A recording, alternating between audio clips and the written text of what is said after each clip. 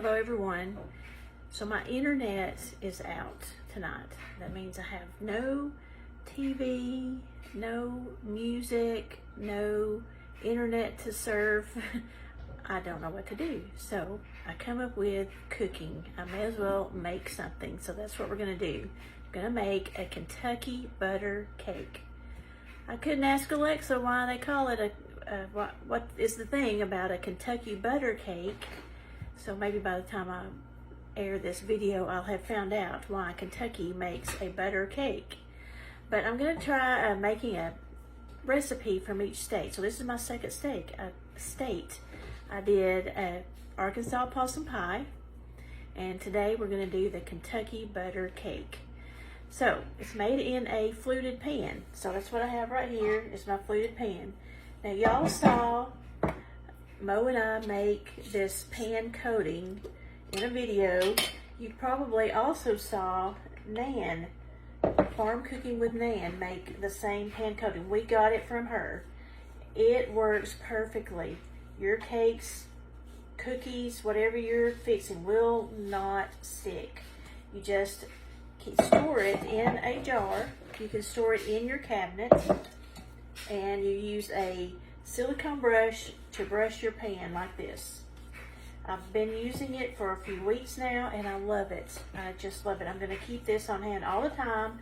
No longer am I going to be buying any sprays. Don't need them. Don't need sprays if you have Nan's pan coating. The sprays, you know, it's an aerosol. You don't know what's in it. So I was kind of getting bothered by the smell of those sprays anyway. So I just have decided, since I have this, it works so well, I'm going to start using this every time.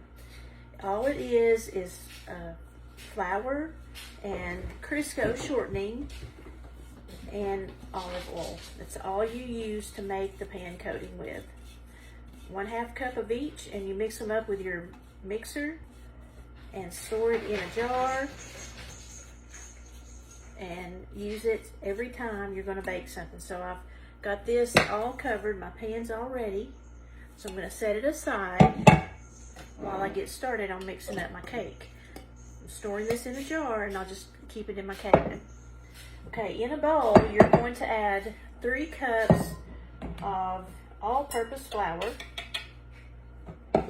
and you're going to add 1 teaspoon of baking powder. This is for some of y'all who are wishing that we would make more things straight from scratch. Instead of using a cake mix, this one is straight from scratch. There's no cake mix involved in this cake. 1/2 teaspoon of baking soda and 1/2 teaspoon of salt. Okay. Then I'm going to use a whisk to mix this up and kind of put a little bit of air in this flour. And after I've got this mixed, I can set this aside, and I'm going to start doing the butter and the wet ingredients. Okay, finished with that. So now what I got to do is, I just came up with this idea just a few minutes ago, so I didn't have my butter sitting out and softening. So I've got to go soften my butter, and I'm going to, in my mixer, I'm going to add 2 sticks of butter and sugar. I've got 2 cups of sugar. I'm going to put that together and let it combine. It'll take it a few minutes to get that combined. So when I come back, I'm going to have that finished, and then we'll continue on adding the rest of the wet ingredients, and we're going to eventually add in the dry flour. And you need to have your oven heating to 350 degrees. So we'll be right back to continue making the Kentucky butter cake.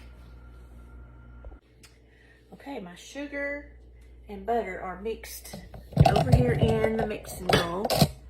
You can see right there a little bit. So now it's time to add the rest of the wet ingredients. I'm going to turn on the mixer low. I'm going to add 4 eggs, but 1 at a time.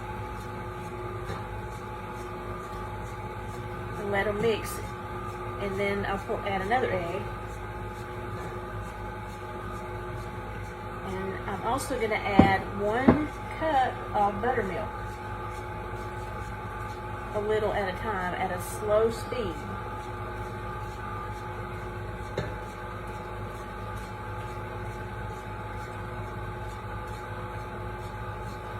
Okay, there's all of the eggs.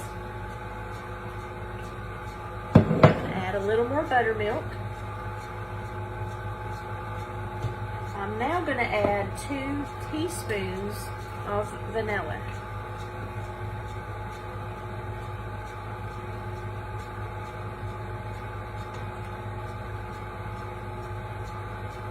Alright, there we go. And it's almost time to add the flour. Let me get the rest of this buttermilk in. Turn up the speed a little.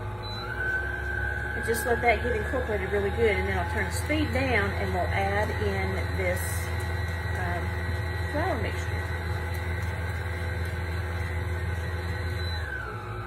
It does have a topping that also has butter. After the cake is made, we're going to poke holes in the top so that the topping is going to kind of soak down in the cake, and then there'll be a little bit more of it on top that makes it kind of pretty. So let me try adding a little bit of flour.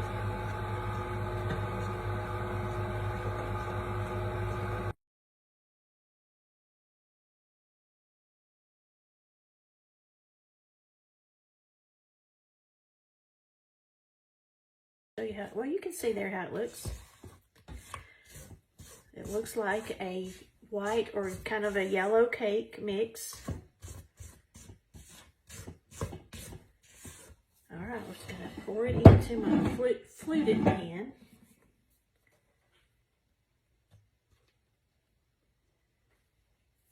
This is the Kentucky butter cake. Butter on anything is good, so I mean, I can't imagine a butter cake not being good. It is a little thick. Usually my cake mixes are a little bit thinner than this, so we'll see how this works. Oh, you can't even see that at all, can you? Okay, there we go. Let me smooth it around just a little bit.